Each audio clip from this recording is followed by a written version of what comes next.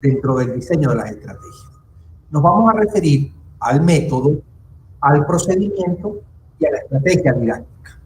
Por lo general, cuando hablamos de estrategia, tendemos a confundirla con el método y con el procedimiento. Nos vamos a dedicar en esta misma clase a diferenciar el método del procedimiento y de la estrategia. Cuando hablamos de método, tenemos que decir que el método lo tomamos de las ciencias. ¿Qué quiero decir con esto? Las ciencias, para producir conocimiento científico, utilizan los métodos. Los dos métodos que utilizan son dos, el inductivo y el deductivo. El inductivo va de varios casos, situaciones particulares, hasta llegar a un principio, a una ley o a una regla, ¿ok? Mientras que el deductivo parte de la gran regla, de la ley y el principio, y se infiere lo que debe ocurrir en los fenómenos particulares. Este concepto, tal como les dije, no es de la didáctica. Este es un concepto prestado de las ciencias que producen saber. Entonces, ¿qué hace la didáctica? Simplemente se aprovecha del método propio de la ciencia y dice, bueno, si esta ciencia produce conocimiento de esta manera, vamos a aplicar ese mismo método para enseñar en el aula, ¿ok? Entonces, el primer aspecto que tenemos que tener en cuenta es que el método no es un concepto propio de la didáctica. La didáctica se lo trae para su campo, para el proceso de enseñanza. Pero el método no es la estrategia. Yo quiero, a lo largo de esta microclase, voy a decir varias veces, porque cuando uno le pregunta a los maestros, a los profesores, ¿qué es la estrategia? Es el método. No. Ahí está el primer elemento que tenemos que diferenciar. Están muy conectados, por supuesto. No es lo mismo el diseño de una estrategia desde un método deductivo que el diseño de una estrategia desde un método inductivo, pero no es el mismo concepto. Entonces, para continuar otra vez con el tema de los métodos. Está el método inductivo, de lo particular a lo general, y está el método deductivo, de lo general a lo particular. Entonces, por lo general, cuando hablamos de método, nos referimos al camino que vamos a seguir. Aquí vale la pena preguntarse, ¿cómo voy a enseñar yo este determinado contenido? ¿De lo general a lo particular o de lo particular a lo general? Una vez que yo decida el camino que más se adecue, pues ahí viene el diseño de la estrategia, pero no es exactamente igual al de la estrategia. Vamos a continuar entonces con la tercera lámina, que tiene que ver, recorrer las láminas, por favor. La primera aclaratoria que tenemos que hacer es que método no es igual a estrategia y que el método es de la ciencia, el inductivo o el deductivo, tal cual como la ven allí en la presentación que les mandé. El método inductivo, de lo general a lo particular, de los casos particulares, va diciendo, oye, pasa aquí, pasa aquí, pasa aquí, llego a una regla. ¿Okay? El otro método es al revés. Hago o parto de un gran principio, de una gran regla, de un gran, una gran norma, y de allí digo, si esto es así en lo macro, en lo micro debería ocurrir. Pasemos a la otra lámina, por favor, para continuar con el tema de las etapas del método, si es inductivo o si es deductivo.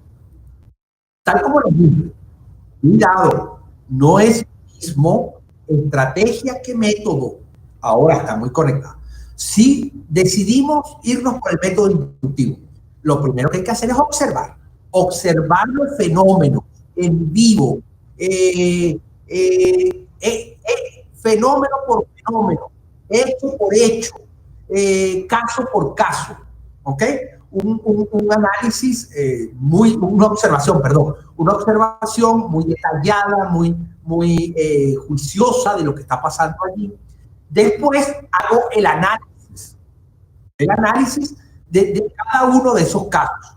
y de los casos, de las fases o de las circunstancias.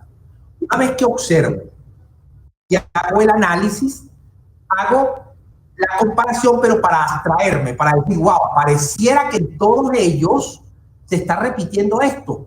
Y al final generalizo, hago la gran conclusión. Se dieron cuenta del camino que seguimos. Luego, analizo, comparo, generalizo. ¿De acuerdo? Este método, el inductivo, va de lo particular a lo general y utiliza procedimientos analíticos.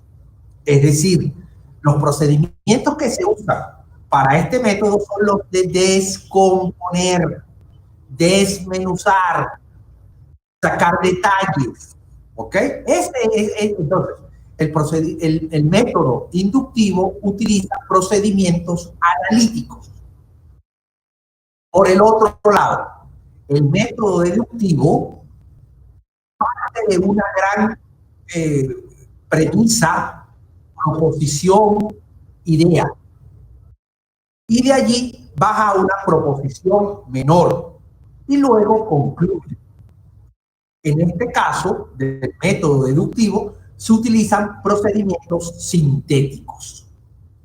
Les voy a colocar un ejemplo, porque esto es muy importante para nosotros los maestros, porque debemos saber, antes de seleccionar la estrategia, cuál es el método que va a guiar, cuál es el método que nos va a guiar por el camino, porque eso es lo que es método, el camino que voy a seguir. Y en función a esa decisión, decido los procedimientos, si son analíticos o si son sintéticos. Por ejemplo, yo le puedo enseñar a los niños regla ortográfica que antes de la P, ahora se me olvidó que voy a dar la clase, que antes de la P va una E, ¿cierto? ¿Okay? Entonces, agarro y le muestro muchas palabras, no le digo la regla ortográfica, sino que le muestro muchísimas palabras donde se cumpla la regla. ¿Okay? Entonces vamos observando. Entonces, cuando yo diga, wow, observan, analizan, los llevo a analizar. Todavía no les doy la regla, sino que les doy muchos casos en particular. Después ellos hacen comparaciones. Aquí ocurre esto, allá ocurre esto, más allá ocurre esto, y ven que se repite en todas partes. Ahí llegamos a la generalización o a la regla. Por el contrario, le puedo dar la regla. Y de la regla me voy a los casos particulares. Entonces se dieron cuenta el camino que puede seguir inductivo o deductivo. Por ejemplo, yo agarro y empiezo a observar, para ponerle otro ejemplo, empiezo a observar a comunidades cristianas, por decir algo. Y empiezo a observar sus maneras de actuar, sus costumbres, sus rituales, sus maneras de ayudarse unos con otros. Analizo sus partes, comparo y llego a la generalización. ¿Okay? Esa es, desde el método inductivo, el análisis de una religión. ¿Okay? Pero también puedo decir, los cristianos son o deberían ser sensibles ante el dolor humano y ayudar al otro, como gran regla. Me voy a una comunidad pequeña y digo, si esta comunidad es cristiana, debería actuar de aquella forma. Y ahí concluyo, esta comunidad se comporta acorde a las grandes reglas o principios del cristianismo. No se adecua. Entonces, ahí están los dos grandes caminos. En el primero de los casos, utilizo los procedimientos analíticos. En el segundo, los sintéticos. Ahora viene la pregunta. ¿Qué método seleccionó usted y por qué? ¿Y qué procedimiento seleccionó usted y por qué? Todavía no hemos llegado a la estrategia, que es el elemento central al cual queremos llegar hoy. Pero antes de eso, pasemos a la siguiente lámina, donde dice, método y procedimiento no es igual a estrategia, aunque tienen una íntima relación, tal cual como lo ven allí. Método y procedimiento no es estrategia, mas sí está vinculada. ¿Por qué? Porque el método es el camino.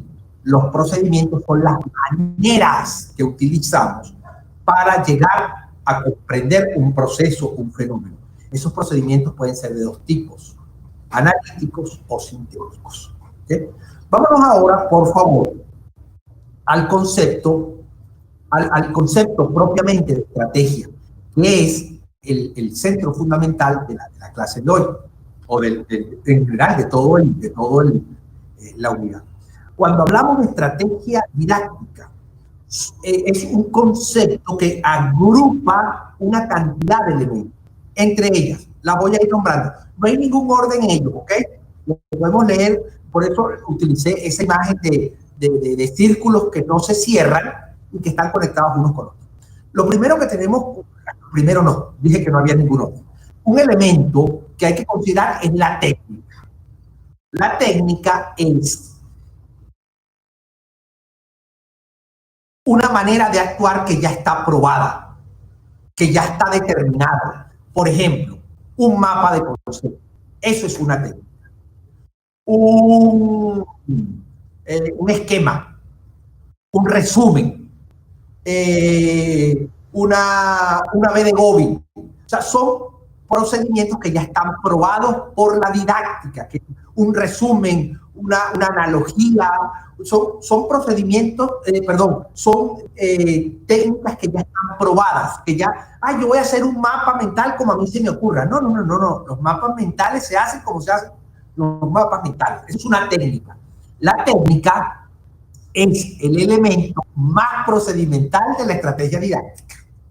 Repito, la técnica es el elemento más procedimental de la estrategia didáctica porque es el paso a paso.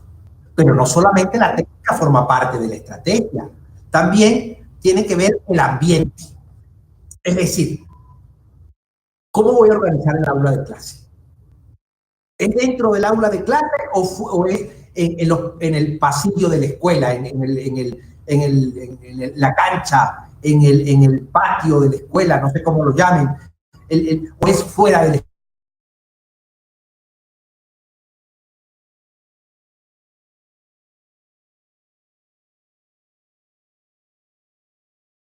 En el caso de hoy, ustedes están en un lugar o en otro, y eso es parte del ambiente.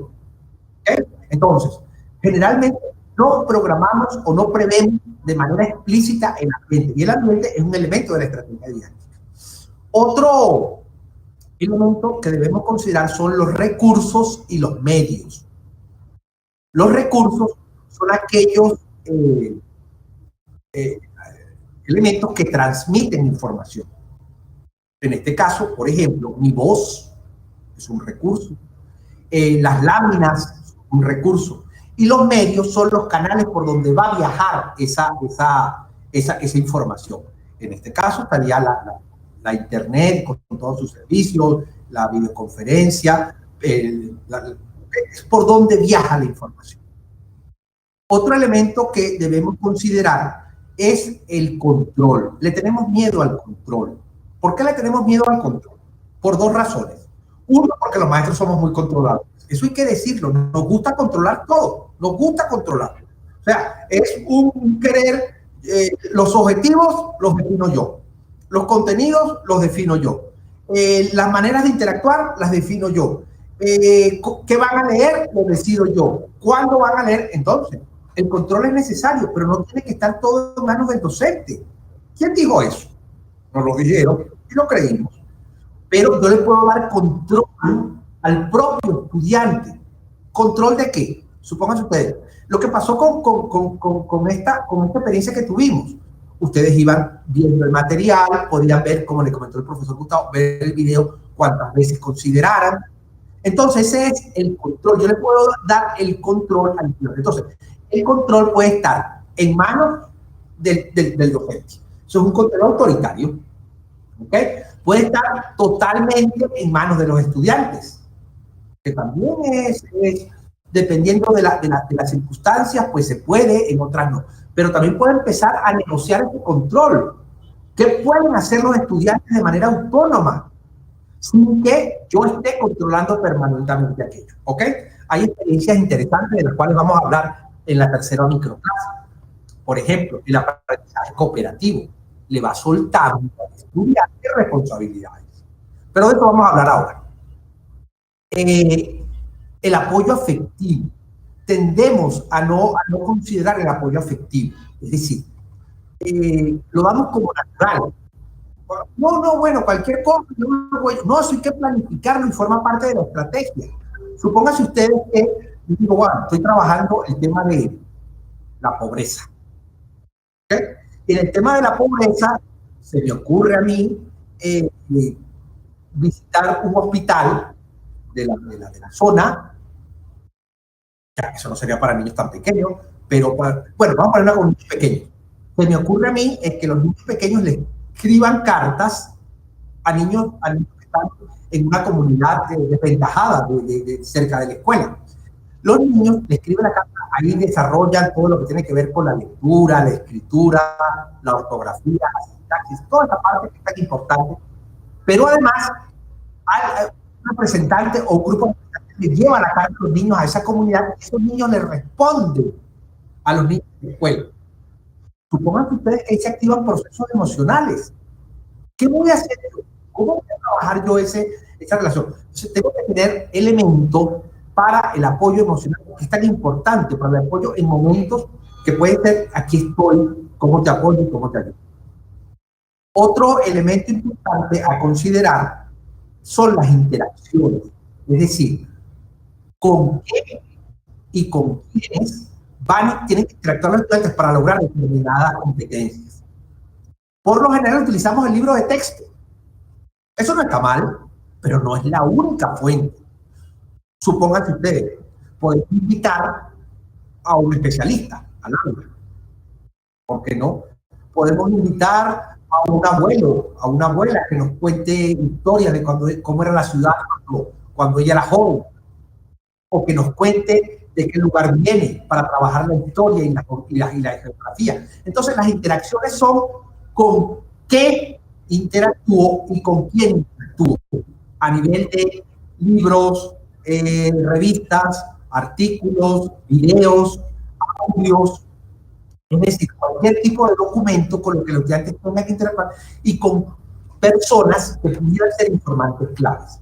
Esas personas pueden ser profesionales o simplemente han tenido experiencias que pueden ser ricas al momento de llevar a cabo la estrategia. Otro aspecto, y creo que ya los cubrí todos, sin ningún orden, vuelvo a insistir, tiene que ver con el agrupamiento. Generalmente los maestros, los profesores, dejamos este elemento libre. Decimos, bueno, la gente que se agrupe como quiera. Es decir, hagan un grupo de 3. ¿Cómo se va a organizar? Bueno, como quiera. Por lo general, la persona busca asociarse con aquel que le es cercano, con aquel que es parecido a mí. Y fue normal, fue normal. Por ejemplo, yo me mandan a hacer un trabajo y yo trabajo, me reúno con Gustavo, porque bueno, Gustavo es mi amigo, porque nos llevamos bien, porque a veces él hace una parte de la tarea y yo hago la otra. Entonces, a veces se puede hacer eso. No, eso no tiene ningún. Pero tenemos que en algunos momentos colocar criterios para hacer los grupos. Por ejemplo, ¿cuál es un buen criterio para hacer los grupos? El azar. Eso es un buen criterio. Yo digo, bueno, saco papelitos y digo María con Josefina y con Pedrito. Entonces voy creando que los grupos sean al azar. Y hay mucha probabilidad de que yo trabaje con alguien que es distinto a mí. ¿Distinto en qué? En experiencias, en conocimientos, vive en otra parte de la ciudad y puede tener una condición distinta a la mía. Sus papás son extranjeros, los míos son panameños, y eso dependiendo del tema, obvio. Entonces, lo que quiero decir con esto, otro punto, a veces puede ser el azar. Ya tenemos dos maneras de hacer los grupos. Uno, libre. Dos, al azar. Tres, puede que yo coloque algún criterio para hacer los grupos. Vamos a suponer, bueno, en el grupo tiene que haber varones y hembras. Eso para garantizar que no se reúnan los varones con los varones y las hembras con las hembras. ¿Ok? Si hay más varones que hembras, en el pequeño grupo ocurre lo mismo. También puedo decir, bueno, los que viven en el sector tal, tienen que reunirse con los que viven en el otro sector, para ir combinando, para ir haciendo mezclas que pudieran ser interesantes para el logro de la competencia. Recuerden que la estrategia didáctica está muy vinculada, como lo dijimos en la primera microclase, con la naturaleza y la complejidad de los contenidos. Bien, con esta explicación cerraríamos entonces la primera microclase, que la segunda microclase, que tuvo que ver con el método. Recuerden que el método puede ser deductivo e inductivo. En el caso del método inductivo, utiliza procedimientos analíticos. En el caso del método deductivo, utiliza procedimientos sintéticos. Recuerden, método no es igual a procedimiento. Método no es igual a estrategias. Procedimiento no es igual a método, ni procedimiento es igual a estrategias. Y finalmente dijimos que la estrategia es un plan de intervención que está compuesto por distintos elementos, entre ellos el tiempo, la técnica, el control, las interacciones, el ambiente, el apoyo afectivo, el agrupamiento, los recursos y los medios. Muchísimas gracias.